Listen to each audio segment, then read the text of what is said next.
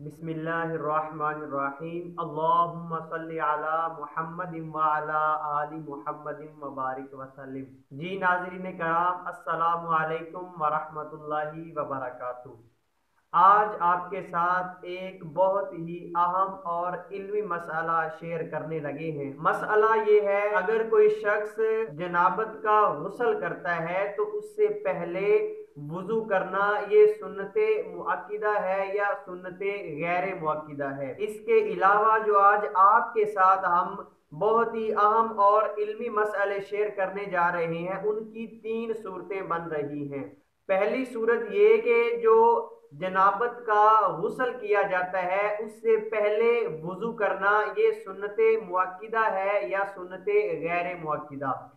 Number दो ये कि अगर किसी ने गुस्ल से पहले वुजू किया और अब उस वुजू से वो नमाज अदा कर सकता है या नहीं कर सकता। नंबर तीन और आखिरी बात ये है कि अगर किसी शख्स ने ना तो गुस्ल से पहले वुजू किया और ना गुस्ल के बाद वुजू किया, अब वो बगैर वुजू किए नमाज अदा कर सकता है या नहीं कर सकता।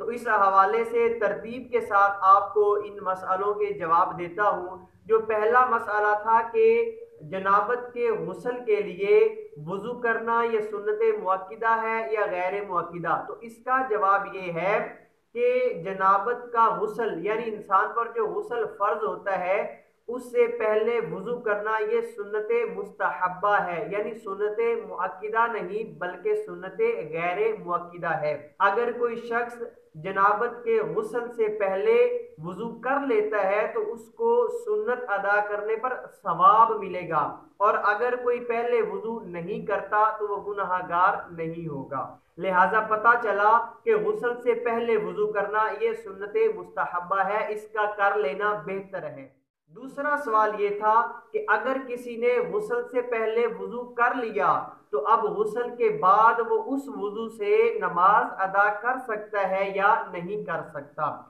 तो इसका जवाब ये है कि अगर किसी शख्स ने गुस्ल से पहले वुजू कर लिया और गुस्ल करने के बाद वुजू तोड़ने वाली कोई भी शै नहीं पाई गई तो उस गुस्ल या उस वुजू से वो नमाजें अदा कर सकता है, इसमें कोई हर्ज नहीं, गोया कि उसका वुजू है। शर्त ये कि गुस्ल के बाद वुजू तोड़ने वाली कोई चीज ना पाई गई हो। तीसरी सूरत ये थी कि अगर कोई शख्स है उसने ना तो गुस्ल से पहले वुजू किया है और ना गुस्ल के बाद उसने वुजू किया है, अब वो बगैर वुजू किए नमाज अदा कर सकता है या नहीं कर सकता। तो इस सवाल का जवाब ये है कि अगर कोई शख्स ना तो पहले वुजू करता है ना बाद में वुजू करता है, लेकिन उसने अच्छे अंदाज में गुस्ल कर लिया है कि पानी उसके पूरे बदन पर जो है वो बह चुका है, तो इधर भी शर्त ये है कि अगर कोई वुजू तोड़ने वाली चीज नहीं पाई गई तो उसने गुस्ल कर लिया है तो इसके बाद वो बगैर वुजू किए नमाज भी अदा कर सकता है और इसके अलावा कुरान मजीद वगैरह भी पढ़ सकता है। लेकिन शर्त ये है कि वुजू तोड़ने वाली कोई चीज गुस्ल के बाद ना पाई गई हो।